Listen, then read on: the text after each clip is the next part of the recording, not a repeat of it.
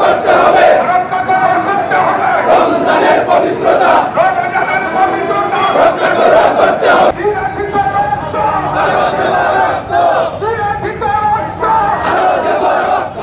আমরা দাবি জানাতে চাই,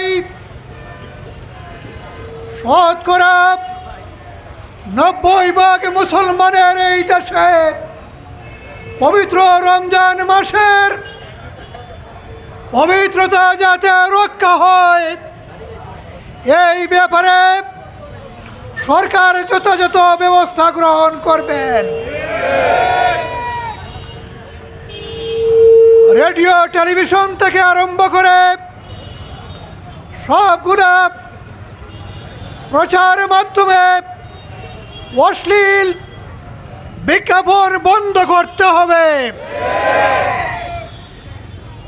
রমজানে মানুষকে স্বস্তির সাথে রোজা পালনের স্বার্থে দ্রব্য মূল্যকে সহনীয় পর্যায়ে রাখতে হবে।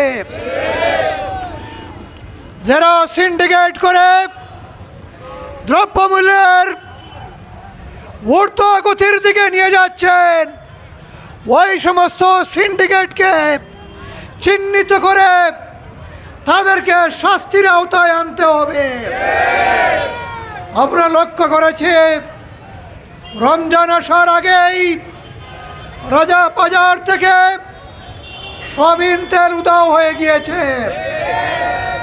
ক্রেতারা দোকানে গিয়ে সয়াবিন তেল কিনতে পাচ্ছেন না। এটাও সিন্ডিকেটের কবলে পড়েছে। সরকারকে, আইন শৃঙ্খলা রক্ষাকারী বাহিনীকে এর যথাযথ ব্যবস্থা নিতে হবে। রমজান আসলেই চিন্তায় রাহাজানি, ডাকাতি বেড়ে যায়। এই সিলেটেও আমরা লক্ষ্য করছি, বিভিন্ন জায়গায় মানুষ খুন হচ্ছে।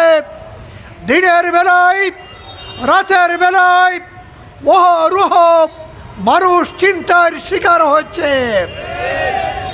এগুলা বন্ধে অবিলম্বে ব্যবস্থা নিতে হবে।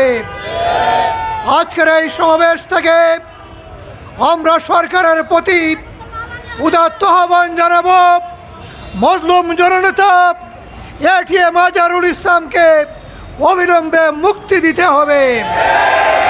আজকের এই সমাবেশে সর্বস্তরের ছাত্র জনতাকে ধন্যবাদ জানিয়ে আমাদের সমাবেশের কার্যক্রম এখানে সমাপ্তি ঘোষণা করছি। বাংলাদেশ জিন্দাবাদ।